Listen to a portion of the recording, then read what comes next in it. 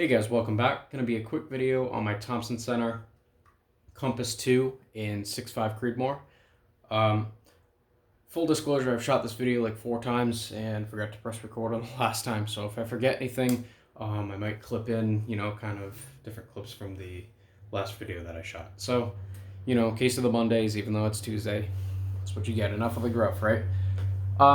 The only thing that I really have to complain about this rifle is aftermarket support. There's really not a whole lot. There is 1 or 2 chassis systems that are made for it. They're pretty expensive, so I don't think we're going to go that route with it. I built this specifically for hog hunting, and I wanted to have the backup that if we didn't do any kind of hunting or anything like that, I could convert this over to a precision shooting rifle. So that doesn't really seem to be too much of an option right now. I'm kind of waiting for the aftermarket to kind of pick up. These are really, really good guns. I took this out and shot it yesterday. I had a bunch of film for you guys, and I brought the wrong SD card, which was kind of my fault. Actually, it was nobody else's fault but my fault. That SD card that I have, unfortunately, every clip that's recorded to it gets corrupted, and I thought I had thrown it out, but I guess I didn't. It got mixed up with my other ones in the move, so for that, I apologize. I will be planning another range day very shortly and spending more money on ammo just to show you guys how this rifle performs, and I don't think you guys are going to be disappointed. It is a really, really nice and smooth rifle. Okay, moving on. We're going to start kind of at the front, move our way back. I really don't want to pan the camera over, but take my word for it. The barrel is threaded. I'm not sure of the thread pitch on it. They are all threaded as far as the Compass 2 goes. Comes with this little cap for the end of it. I'm not sure of the thread pitch, like I said, and I'm not sure if the Compass 1 is also threaded, but you could Google search will provide you the information that you need out of that. They all come with a 5-shot magazine, or 5-round magazine, I should say, and the follower actually moves over to the side. So this is something that I've actually never seen before. Put it in the gun real quick, so it's gonna be a little bit difficult with that thing right there. It clips in from the back, and then move it forward like that, clips right in. It's in there nice and firm. It's not wiggly, it's not wobbly. It's actually really, really decent, so I'm very happy with that. As far as the magazine goes, some of these rifles that you buy, you get really, kind of chintzy China-made magazines. They're just really not all that great.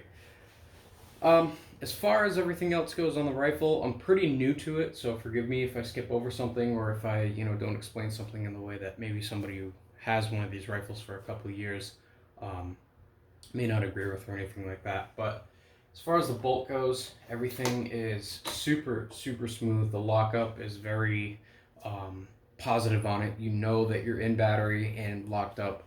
It doesn't feel chintzy. It doesn't feel, like I said, wobbly. It's moving the entire gun, and I'm not moving that bolt handle at all. I had a Savage Axis in 308 that had probably the wiggliest bolt that I've ever seen, and really didn't feel safe.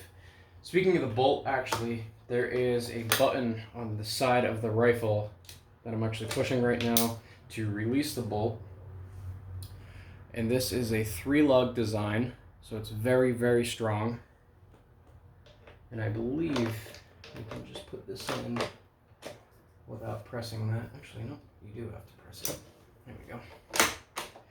So one thing I did want to mention, now that the bolt is forward and locked, is the safety features on this. So all the way back on this tab is going to be safe, dead trigger, and you can't move the bolt.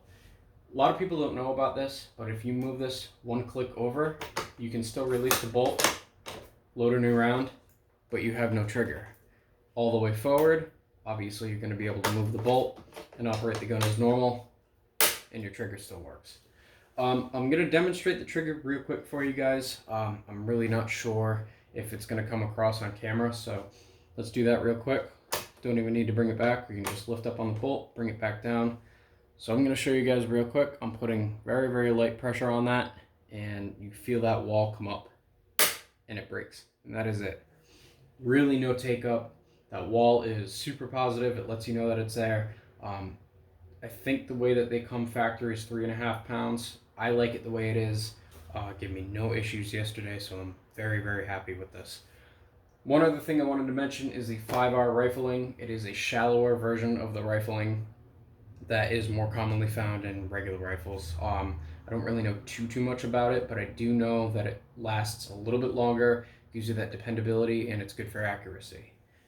Moving forward to the scope, this is a Sig Sauer. Give you the part number here. It is the SOBM 43001. It is a 3-12 by 44 rifle scope. It has quarter MOA adjustments on it, so I wanted to show you guys a knob on the side.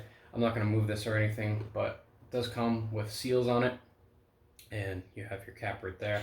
So very nice scope, especially for the money. I did cross out the price tag on this. YouTube doesn't want me showing prices for anything as far as writing it down, but I can certainly tell you guys that I paid about $180 for the scope, and it was worth absolutely every penny of it. I love the scope. Came with a couple of little goodies as far as like literature, a cloth, come with a really nice die cut sticker, and your adjustment. Obviously, the way that these work, excuse me, from my knowledge, is you can loosen up that Allen head, rotate this back to 0, put it back down, and lock that back down, so you can readjust off the fly. Another thing, it did come with these caps, and they're not like other caps that I've seen before that lock up super tight. These are actually really easy to pop up, and they stay up. I'm not a huge fan of caps. The only reason that I put it on there is just it came with it. I don't want to separate anything out, and that's really about it. This little lever here is actually removable. And one thing I wish Sig would do, and actually other companies would do, is just give a little set screw or something like that just to put in its place. So if you don't want it on the rifle, this is something that you can put in there so the threads don't get mangled, or dirt gets in them or something like that, just to keep it all protected, keep it all nice. When I bought this rifle, the scope actually was kind of an add-on, so somebody else had set this up for me. They had put the rings and leveled the scope, did all that kind of stuff. It's just easier to have somebody else do that. So I'm not quite sure what kind of rings these are. If somebody can kind of fill me in the comments, I'd really appreciate that, because I had a couple of people ask what they are, and I really genuinely don't know. Give you guys a little bit of a tilt here. You can see that a little bit better. Bring her back in, lock her back up. So one thing I did want to mention is variety of ammo on this. With 6.5, you can pretty much get anything you want.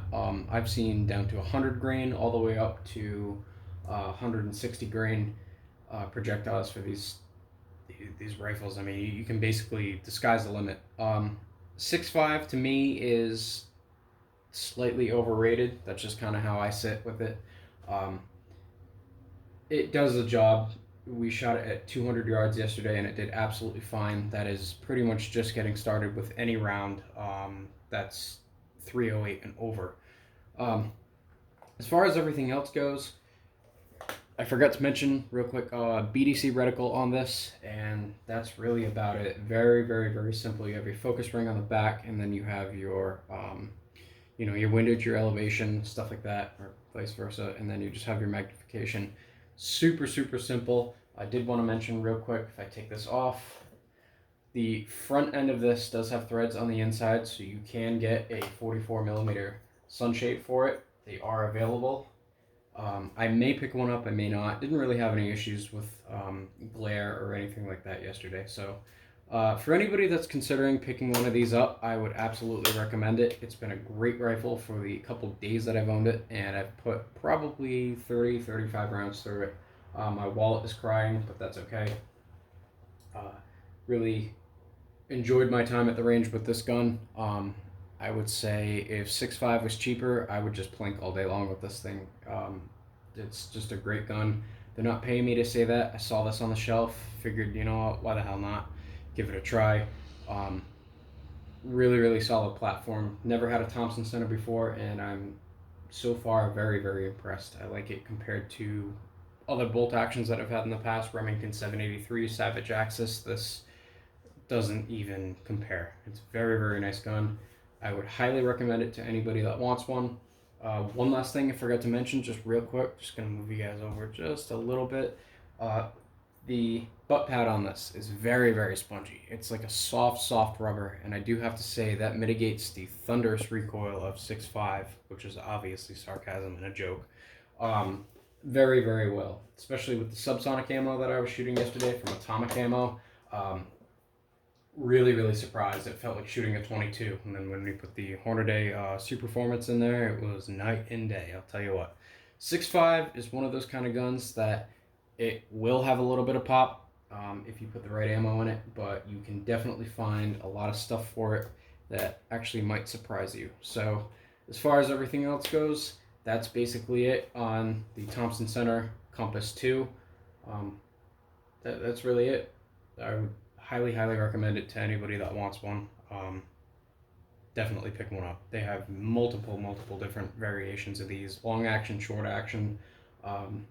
They have the utility variant, which actually has an undercut forend, and the barrel, I believe, is 16 or 18 inches. That's the other thing I wanted to mention just super quick. The barrel is 21.5 inches on this rifle. So for anybody considering one, absolutely pick it up. It'll be your best friend. Dead nuts reliable. You can't really go wrong with a bolt action. So I appreciate you guys watching, and we'll see you on the next one.